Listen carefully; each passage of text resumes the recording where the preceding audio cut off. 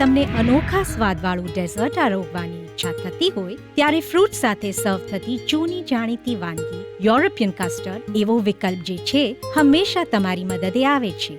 Rich અને milky custard બનાવવાની એકમાત્ર રીત એટલે તાજા અને આરોગ્યપ્રદ અમૂલ તાજા દૂધનો ઉપયોગ કરો.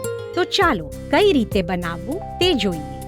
તમને જોઈશે 2 ટેબલસ્પૂન વેનીલા કસ્ટર્ડ પાવડર, 4 થી 5 ટેબલસ્પૂન ખાંડ, તમારી પસંદ પ્રમાણેના ફળો અને હા, કસ્ટર્ડ બનાવવા માટે અડધો લીટર અમૂલ દૂધ. જો તમને તે ક્રીમી કસ્ટર્ડ પસંદ આવતું હોય તો તેને સજાવવા માટે તમે અમૂલ ફ્રેશ ક્રીમનો ઉપયોગ કરી શકો છો. સૌપ્રથમ 2 ટેબલસ્પૂન કસ્ટર્ડ પાવડર લો, તેમાં થોડું અમૂલ દૂધ ઉમેરો અને સારી રીતે મિક્સ કરો. પછી ગેસ પર પેન મૂકો અને ગરમ થાય એટલે 1 લીટર અમૂલ તાજા દૂધ તેમાં નાખો. 2 ટેબલસ્પૂન ખાંડ ઉમેરો અને પછી થોડી સેકન્ડ માટે રહેવા દો. હવે થોડી વાર માટે ગેસ બંધ કરી દો.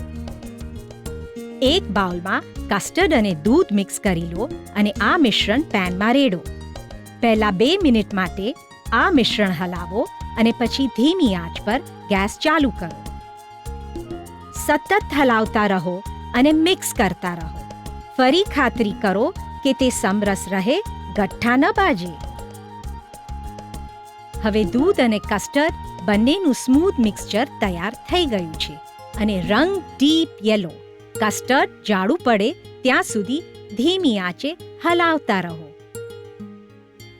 જોઈતી ઘટ્ટતા મુજબનું થાય એટલે પેનને ગેસ પરથી ઉતારી લો અને ઠંડુ થવા દો.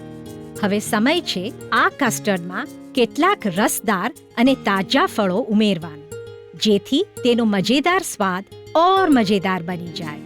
એક બાઉલમાં થોડા ફળો લો, તેના પર ઠંડુ કસ્ટર્ડ રેડો અને વધુ મજેદાર લાગે તે માટે એકદમ ઠંડુ પીરસો. ડિનર પછીનું ડિઝર્ટ ક્યારેય આટલું સહેલું નહોતું. અમૂલની મદદથી શક્ય બની ગયું.